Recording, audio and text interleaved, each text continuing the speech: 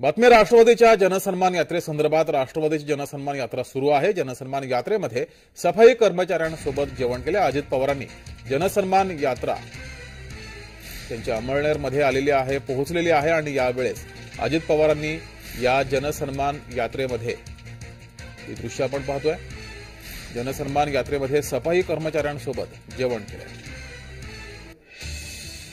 तर चाकणकर यांनी सफाई कर्मचाऱ्यांसोबत बसून जेवण केल्याचा हा व्हिडिओ समोर आलाय।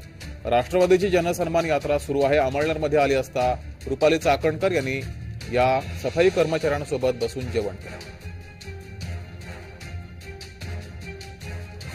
जनसन्मान यात्रा ही आमची दिंडोरीपासून सुरू झाली। आज 5वा दिवस आणि जळगावमध्ये याचा समारोप होतोय। अतिशय उत्साहाच्या वातावरणामध्ये महिला भगिनींनी पहिल्या दिवसापासून या सन्मान यात्रेचं स्वागत केलंय।